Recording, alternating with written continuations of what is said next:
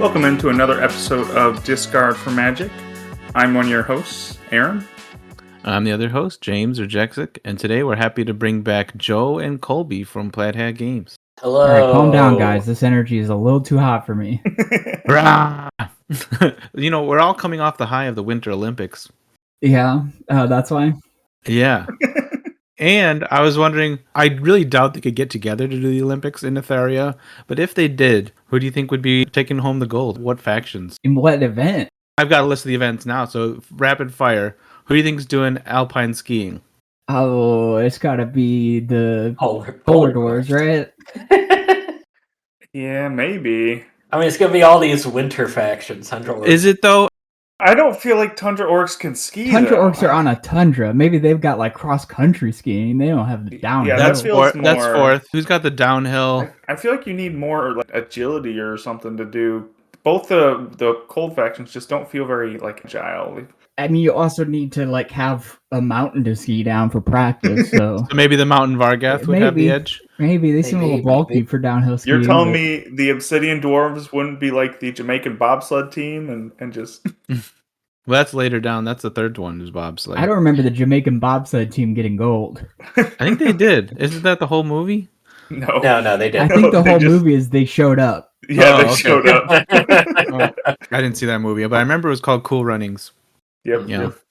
All right, we don't have an answer for alpine skiing. We're not sure. I gave you the answer as polar dwarves. Polar Dwarves. Okay, what about the biathlon, which I think is skiing around and then shooting targets? Also Polar Dwarves? There's not enough range in the tundra orcs. Yeah, probably the cloaks, because you know they can put on moto boots to get down Yeah. there fast, and They got their guns? Yeah, I mean the sniper is going to do a good job because of those moto boots. They can Yeah. shoot through any obstacles. Not a they lot of other target. factions with gun practice. All right, the next is the one you guys are talking about. We got the bobsleigh. Bobsled, yeah. So somebody's spirit, Yeah, it because takes you got to some work unison. together. Mm-mm. What if it's the So- single person bobsled? Bring the Savannah Elves. They're the cool running style. They got the spirit. Yeah, yeah. You want to be heavy or light in a bobsled? I feel like heavy because then you go down faster. I think you got to be heavy in the front and light in the back. I don't know. You throw a rhino in the front. The birds would be That's nice the way it and light worked with slot there. car racing in 4-H or Boy Scouts or whatever you do slot Yeah. car racing in. You did a little of each. Yep, yep. Next up, we got cross country skiing, which you guys mentioned before. That's tundra orcs all day. They live in the tundra. They're Yeah. used to it. The next one I think might be obvious too, because we got curling. I mean, that seems like it's got polar dwarves written all over it, but I don't know. Accuracy? Why do you think that? Just because I feel like swamp orcs would be good at curling. Swamp orcs? Yeah. Those vines get that extra reach, you know? Ah, But they'd be good the point. Canadian curling team with that double touch, you know? Nah, man, you gotta get some breakers in there. They'll put it right on the Yeah. center every time. We'll Control push. the other team. just blast it without seeing it. Yeah. All right, so you think of breakers. Yeah. Next, we have figure skating. High elves, maybe. They got the drip for it. Maybe the Shimmersea Fae. I feel like they could be graceful. Yeah, that's true. That's true. They'd also have some skating style garb. Yeah, that's true. And they have to be good at something. If they're not good at Summoner Wars. Jeez. They've been doing well in the tournament somehow. Group A. The people that picked them have been doing well. That's cool. They're a lower pick rate, but a high win percent right now. Or at least last I checked. That can happen. Real for Summoner sure. Wars players pick them. It's true. What you got next? Which one? I got freestyle skiing next, which I think is when they do tricks, but on skis. That's a little too much like downhill. That's like snowboarding. Yeah, but you gotta think like On that, you know, skis. yeah, on skis, but like being On able to do skis, tricks. yeah, but that's what the events are. Mm-hmm. You're starting to get into the X Games now, man. I can't. Do you feel like Vargath could snowboard? Because I feel like Vargath could snowboard. I don't know. I think that might be a center of gravity issue for him.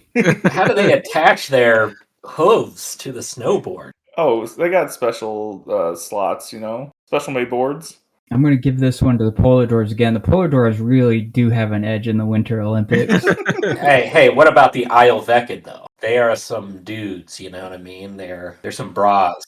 That surfing is going to Oh, Translate. Yeah. You're saying polar dwarves are the Norway of this conversation? Right. Yeah. It's a little unfair. What about ice hockey? Ooh, now we're talking some Vargas. Now the Vargas is shine. What about tundra orcs? I feel like tundra orcs would be good at hockey too. Yeah. The gold medal match for sure. I feel like Beckett could do some hockey too. They got some beefy guys in there. And they'd work well as a team. Mm-hmm. Yeah, Beckett would be the dark horse, I think. I think their teamwork is going to make up for their lack of experience on the ice. It's a good competitive, question mark, that one. We don't know. Yeah, maybe because it's the most like combat, and this is a game about combat. Yeah. Then there's the luge, which I think is where they just like jump it. It's kind of similar to bobsleigh. That might as well be bobsledding. Yeah. All right, we'll skip that Skip one. it. All right, Nordic combined. I don't know what that is. Do any of you guys know what that is? I don't know what that It is. has Nordic in the name, polar dwarfs. Next. Then we got split it up into two things, but there's like a short track speed skating and regular speed skating. I don't know if it makes a difference. Who do you think is going to be the fastest speed skaters? The fastest faction has gotta be the Drake Sun Rebellion. Right. So they're just the speed skaters. Or the avians are up there too. Yeah, I'd give it to the avians on that one. But on the short track, Yeah. maybe the wayfarers, because you just slip by everybody else True. and then it's over. I don't know what We'll skeleton give is. short to the Wayfarers. We'll give regular or long, whatever you said. Yeah. That one's going to the Drake Sun. We got ski jumping. I think that's got to be avians, right? Ski jumping. Yeah. They just float.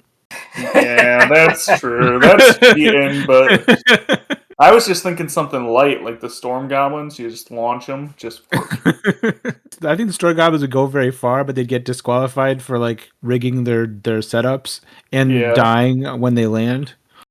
Yeah, their landings probably wouldn't be Carnival great. Goblins or Goblin Circus or whatever we're going to end up calling them coming out. And they do like to launch themselves out of cannons. So that seems like a good fit. Yeah, they could do real well. I feel like the Chosen Grove are not doing a whole lot of anything here. No, they're not really sports types. Maybe you put Nimid in net in hockey and they do okay, but... Yeah. Just block the whole thing. He's got 2 cards he can use to move and block a shot. And then when the game seems lost and that everybody's out of energy, Nimid's going to come out of net and start scoring goals. Yeah. Chosen Grove is like showing up on a season of Alone to win that one. They're more the wilderness type outdoor sports than the competitive. The last one we got here is snowboarding, which we kind of already alluded to with freestyle skiing. Oh yeah, like the Isle Vacid. The Isle. I mean, surfing. They got the creativity. That's not last, is it? What about basketball? Well, that's not a winter That's Olympic a summer sport. We're all doing winter. Oh, it was? Oh, it's just a winter sport in general, but it's not part of the Winter Olympics. Okay, got it. Yeah. Yeah, they count it as Summer Olympics because it's Yeah, not you like can tell outside in the cold. I haven't been paying attention to the Olympics this year, so. Let's go back to normal Summon Awards questions. You guys announced recently that you're probably doing a Kickstarter planned for sometime later this year. What do you want to tell us about that? Anything about any of the factions or anything else? Oh, I don't think it's later this year. I think it's next year. Oh, next year. So we heard it first. 2027. Quarter 1, 2, 3, or 4. 2027. I ain't ready to tell you all that yet because it's probably not accurate. It's in flux, but happening for sure. Yeah, it's still in design. It's definitely happening, and we are trying to ramp up playtesting. My laptop died a couple weeks ago, so I've been doing some catch up on setting up a new one, and right now I'm trying to update and streamline Summoner Wars code so we can playtest all this stuff successfully. Mm-hmm. We tried a little bit of a campaign when all the staff were in a couple weeks ago. How'd that go? And here are the findings. Number one, the fact that we've gone so long without terrain is amazing because it actually just works great. And it's super fun to add to the game. Some terrain with some special rules. The terrain can be essentially an empty space, but it still affect things. The other thing we discovered is trying to parse out, in some of these campaign games, it's a little more laid back and people just kind of do what they feel like, and we figured out that's not going to work for Summoner Wars. We need a winner at the end of this We need like very clear rules and incentives. So we've come up with a tentative system to do that, to make it's sort of half story campaign. It also works sort of as a kind of a competitive league where you're going to have a clear person to face each round, and you'll get to pick, and it'll have different incentives for beating different people, and you'll have a clear winner at the end. Okay. I'm excited about that system. It's going to have some cool. I don't want to say too much because it's all pretty Early. liquid right now. Yeah. Donald's been working on all the campaign stuff and a lot of the new factions too. He's also been playing a ton of Summoner Wars. You guys should have him back on again soon because he's getting good at Summoner Wars and Okay. thinking about it all the time. He's giving Nick a run for his money. Maybe we could bring him and Nick on together. Do you think they'd have good synergy or no? Yes, they're bros for sure. They've been doing a lot of the work on the new factions. They're having a blast doing it. Nice. Do you think we'll get like a map? I don't know why I keep asking this, but I just want to see like a world map, and like I wonder if that'll like determine where fights are happening or not. What do you think, Colby? What can you say? The idea of a map, I think that it will probably be less like Risk, where you're moving dudes around, which was kind of conceptually what I was thinking at first, and maybe more just a kind of a score tracker or place setting type thing. Mm-hmm. Let you know what's going on, show your progress and stuff like that.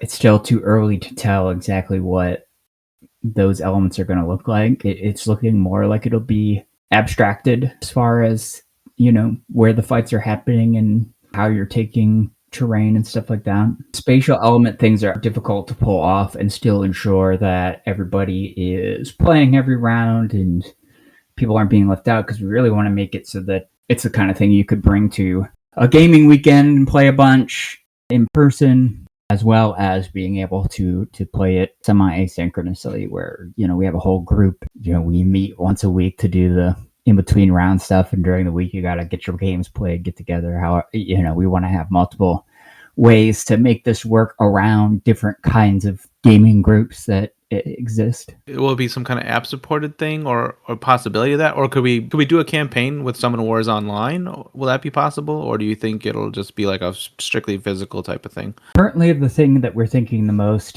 is that we will add the elements to the app necessary that you can like set a private game and go and play. What you need to put in your deck, all that stuff will be in there. I don't know about like the app assisted, keeping track of any of the other elements. Mm-hmm. Maybe if we make $1 million on the campaign or something, where we'd be looking at hiring somebody, but we're trying to keep it as realistic as possible as far as what's achievable. We definitely want to make it so that online game groups can also play. We even talked about doing stuff, taking pictures of the map if there's a map, and sharing that as a. And that could be enough to allow us to do it online with people we know from online or whatever. Exactly. Right. Yeah. I think at the very least it'll be like that. Mm-hmm. We'll set up the app so that you can create the games you need to create in the app. That's our current thinking. Yeah. Okay. But yeah, we don't know everything otherwise. The campaign is and new factions are what take the most design, but I don't know if design has not really been a big issue as of yet. We'll see, like once it hits playtesting, how much redesign is involved. But we kind of think the biggest bottleneck is going to be playtesting. It always has been. Yeah, and as far as what else will be in there, or what all will be available on the Kickstarter, I don't know if it's decided yet. This is your chance to still influence Colby on what to make available. Do we know how many factions you plan to put in the new set? We're planning on 6. Plan on 6? Okay. Like a whole new wave, essentially, or a master set type of situation. Exactly, right. It would be one wave of factions, and we'll try to make everything playable. I'm almost certain we'll make everything playable just using the stuff in the campaign set. But, of course, you can bring in any of the other factions and play with them as well. And so if you're hearing this and you think this new campaign with terrain and new factions sounds interesting or exciting, and you want to see it before it hits retail or the Kickstarter, join the playtesting team. Be a part of the playtesting and come help us test it out and see how it Yeah, I goes. believe we've announced or are going to announce a recruiting effort. I think it's been in a newsletter, probably. We're basically going to have a couple of teams. One team focused on those 6 campaign set factions, and one team focused on the continued releases that we'll be doing during the time that we're developing the campaign set. If you like playing factions before they're fun, Yeah. Hey, sometimes they're even more crazy, or not necessarily more fun, but sometimes it's interesting to see the factions in their first iteration. I like to think they can be more fun. We definitely make crazier choices early on, And then sand them down. and then they get sanded down into Yeah. something that's viable. yeah, the no fun police show up. Yep. That's what we call the playtesters around these parts. No fun police. Although Blasto, when I coded Blasto on a stream and I announced at that time that he was not allowed to be sanded down, he's a Carnival Goblin champion who's really wacky, and I have to say he's only become wackier since then. Well, really? Yeah, he has changed, but wackier. He does That's damage exciting. when he lands, and he's a structure now. So you can just build him, and you don't have to, some of that's just cleanliness, because you don't have to say that he can't move. Yeah, the playtesters usually let us do crazy stuff with the goblins. That's the ones we're allowed to get away with it on. When I've been playtesting with him, it's always been an interesting dynamic. It's sometimes very much like, we'll see if this works, and fire him off. Yep. Yeah, I think I think he's awesome.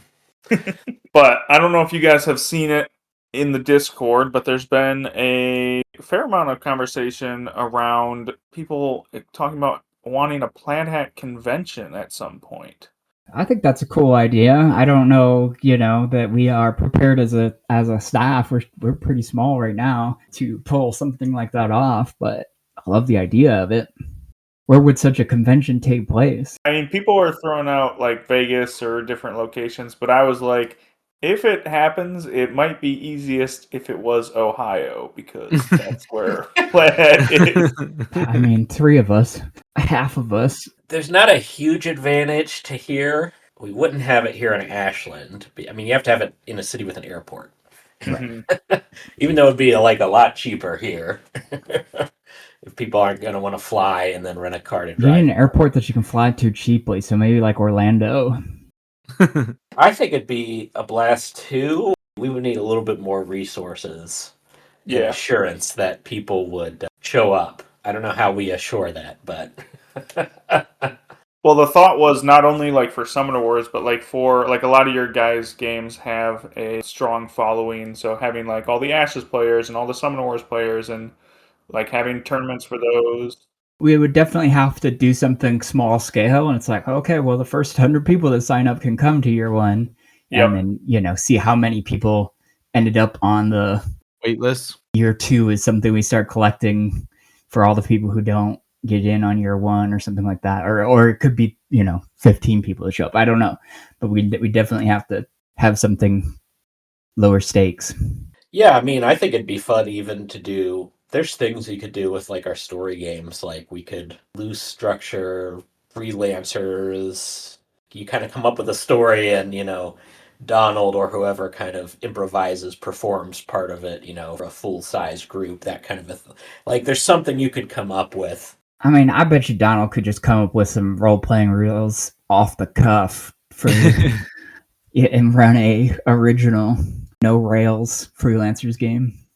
Right. Yeah. Yeah, like there's that kind of stuff that could be happening. And you could even just like run the games too, because your storytelling games all are pretty thematic, pretty RPG like, and majority of the people who come might be Summoner Wars or Ashes players, and they might not have tried out your story. We'll cross-pollinate. Ooh, you know what would be cool? A Summoner Wars tournament that is only for players of Ashes, and an Ashes tournament that's only for players of Summoner Wars. Would be cool. Like a Freaky Friday tournament? Yeah, like, okay, you played your Summoner Wars tournaments.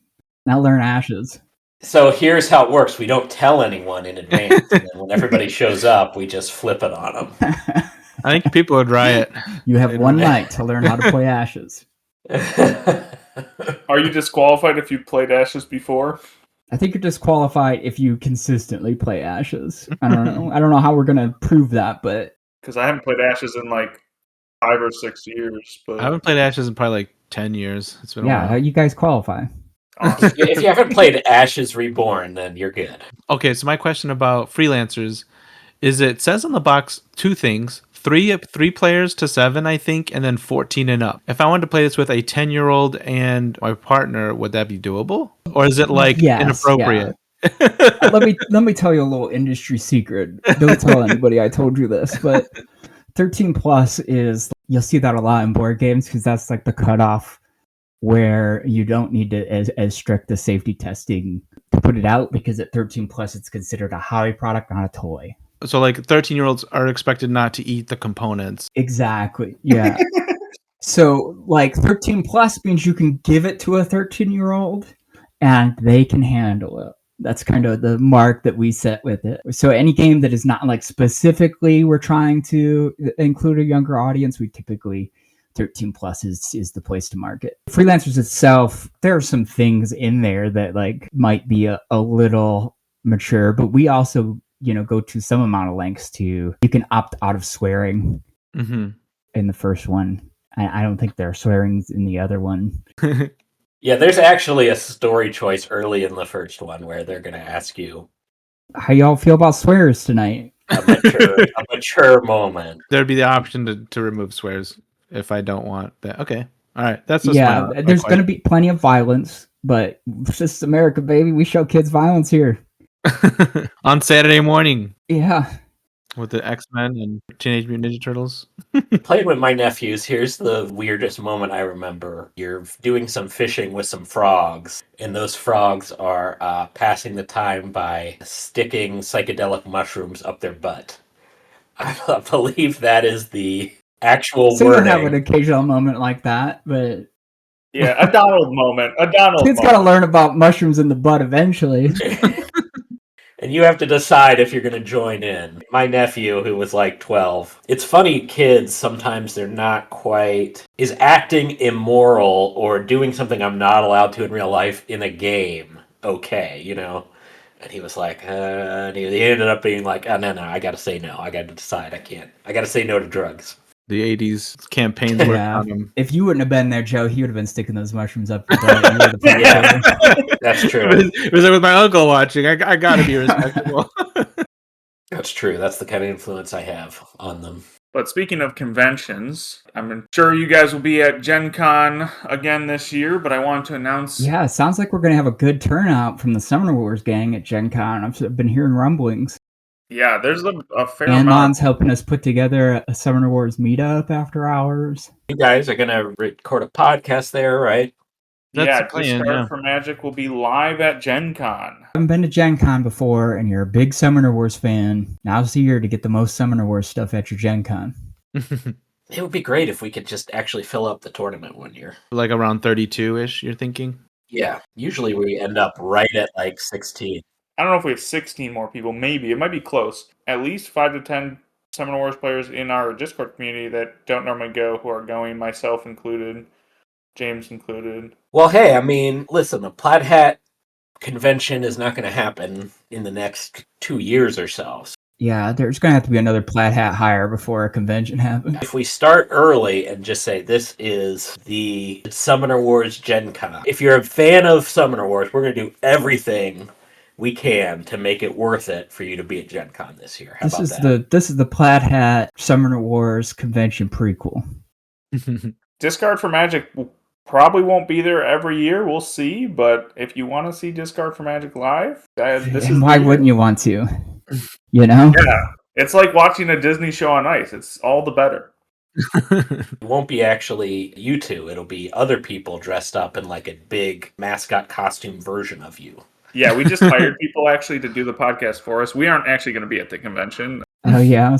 Some handsome models. Yep.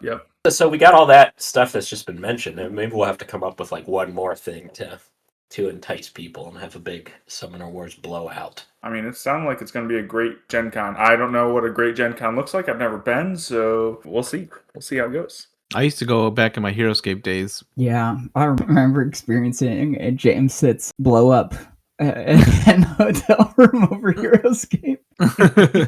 Why do I play this stupid game? It just comes down to the dice. That's why he's moved on to Summoner Wars. Yeah, there's no dice in are Summoner irrelevant. Wars. Nah, he loves the punishment of dice. Can't quit him. It's his addiction, the dice punishment. The dice are friendlier in Summoner Wars than HeroScape. We all know it. Yeah, but then it's what it is. It's like, 5 out of 6. But then that 1 out of 1,000 times when you go 0 for 3 melee, it's that much more enraging. Sure. To give a perspective, I think the time that I got upset, I probably complained to like either Isaac or Rios. The equivalent is like a fighter going 9 frenzies in a row. Yeah. Just wiping your board and killing your summoner. And it's like, what? What happened? Yeah, to be clear, 2nd edition Summoner Wars has friendlier dice. Yeah. Even when we were doing a couple rounds of the campaign here at the office a couple weeks ago, it was, I think I had to go like 3 out of 12 dice of mix of melee and range in order to not beat Donald, and it happened and he won. And that's one thing a campaign does, is it makes those moments like mean something.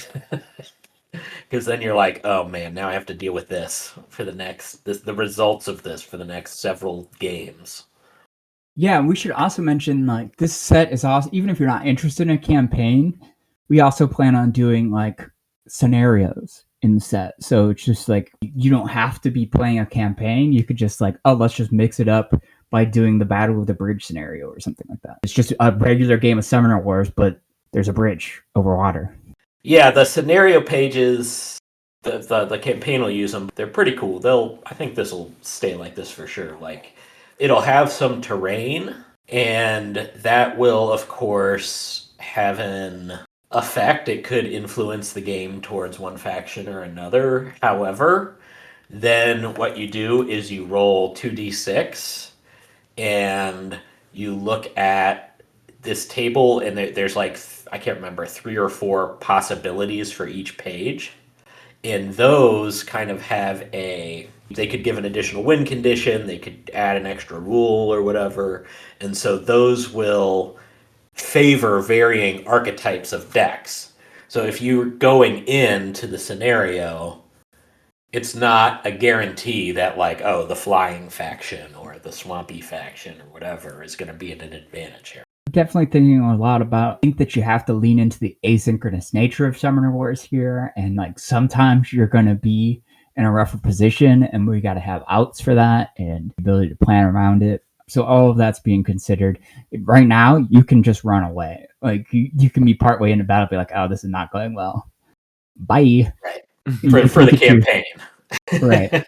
There's punishments for each guy that dies, and benefits for each guy that kill off an enemy unit. So you can end up with scars and injuries, and also XP and level ups. And So you're telling me I can take an army of cave goblins and somebody will get promoted and they won't all die. all of a common will get promoted, a champion will get promoted, the summoner will get promoted. They'll end up with extra special abilities or stuff like that. Yeah.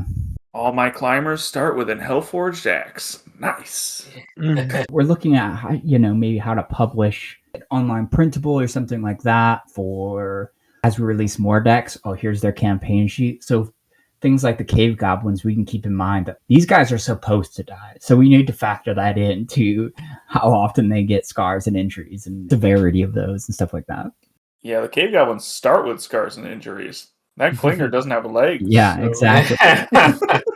Maybe they have some, some special abilities to kick in because of their amount of scars. I don't know. Well, you're getting ambitious now. Yeah. This is all just me talking on my ass. Don't be looking for anything to make it Colby fun. said the cave goblins would get special abilities. For each scar. Well, we did also get some questions from the community. The first of which, you guys announced recently that Luna, the summoner for the Moonstep Wolves, will have alternate art, which is super cool. And somebody asked, will the alternate art also be in the online game? Yes. Yeah, that's the easiest to implement. The alternate art in the IRL game we have to distribute, so that's going to be you can pick it up at a convention, or if you're a subscriber, it'll ship out with the Moonstep Wolves. And then in the online game, the idea is that Luna becomes a wolf as you play in phases, like the full moon phases type thing. And so you can just swap in her card with the alt art to kind of just for fun to show that she's a wolf now. Online, that the art will just change when she becomes a wolf. She does her attack animation, you'd see the wolf there instead of her, basically. And on the card art, yeah. Seeing that there's the alt art there, do you think you'll ever do any alt arts for other summoners, or even have other artists give it a shot, or you think it will kind of stick to how we are right now? I mean, maybe, man. We have a lot of factions. We have this campaign set. We have a Kickstarter which thrives on tchotchkes. I don't know, probably. Some people have noticed that, like, when they've seen the full art on Martin Abel's page for something like Brimstorm or Abomination, oh, it looks so cool, and then it gets cut off when you get the actual card. They're wondering if there'd ever be just like a full art version of those cards for people to mess around with too. Maybe that'd be interesting. It would kind of have to be a thing where it's like, well, I already know what the card says. What the card does, yeah. There's treatments like that in Magic sometimes, where they're just like, here's a full art card, you just got to know what it does, and then. But if you play Summoner Wars online, you can also see the full art there. It'll slide in during your attack animations. Yeah, that's true. Another one that people were a little disappointed about when it wasn't the full art was the amount that the Bloom Warrior from the Deepwood Groaks got cut off. You can't see like his massive arm and. Yeah. Martin doesn't pay a lot of attention to what the margins are supposed to be on cards. We gotta fit them in there in a way that they're not. I don't like to like shrink them down to fit everything, because then it just looks awkward next to everything else. Especially for like a big thing like the Bloom Warrior or something like that. Yeah, like sometimes somebody will have a big ass Buster Sword in there, and like, what do I do with this? You know? Yeah, Colby definitely agonizes over it. He wants to showcase it just as much as everybody else. Right. I've gone in and like broken arms in Photoshop to like try to reposition them so I can get more of this weapon in there, or so it can break frame and not interrupt the text and stuff like that. I definitely try where I can. And I think for the most part, most of the art like comes through quite well. There's just been a couple cards that people are like, "Oh, this art's so cool," and it's not fully there. So maybe we can do some prints and stuff for as part of the campaign. Yeah, that'd be cool. Or like you were saying, some full art cards might be cool for that. It would be a lot easier to do with summoners than anything else, because we can digitally print those since they don't need to go into a deck. Ba-dum-bump.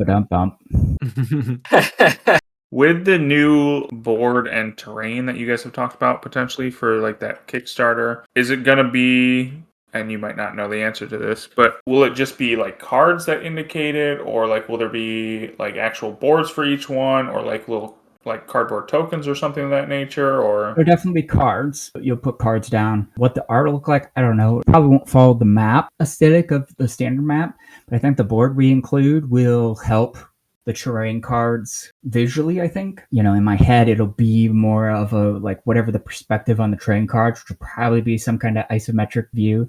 The board itself will be that too, and the terrain cards will be bordered by maybe the spaces on the board are little dirt spaces surrounded by grass, and then when you stick a terrain in there, it's bordered by that dirt space to help it blend. We're figuring that out, but it'll definitely be cards.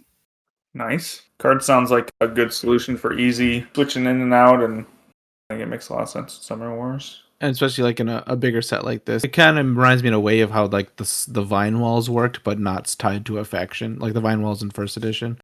Yeah. That's right. Right now they have text on them explaining them, but I would like some of the simpler ones to just have some icons or something like that help you tell, like, or maybe it has text on one side and it's just art on the other. Mm-hmm. Once you get used to what the different cards do. Maybe some will block line of sight, some will block movement, that kind of thing. Right. Yeah, so some of them are structures and they operate as structures, and other cards are going to be terrain that, terrain is identifiable as you can move on top of it. Some of the structures you'll be able to move on top of it. I believe the bridge is going to be a structure. It'll be destructible. Are we going to get height advantage? Roll extra dice on a mountain? I mean, there isn't a card that does that currently, but who knows?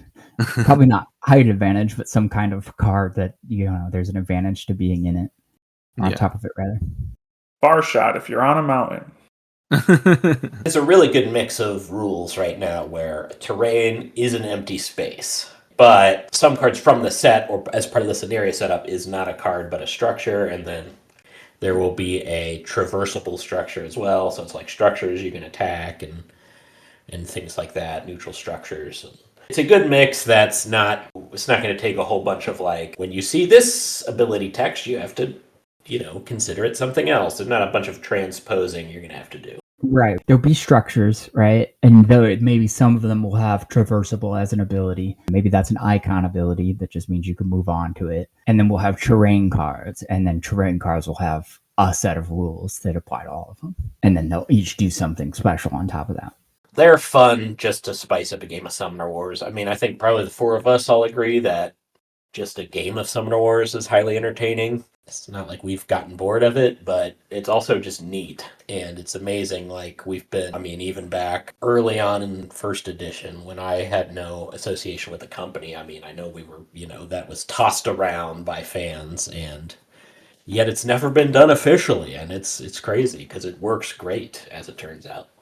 I think it makes sense, especially since when you look at how it kind of was originally inspired a bit by Heroescape, and Heroescape had terrain as like a core mechanic of the game. So Exactly, yeah.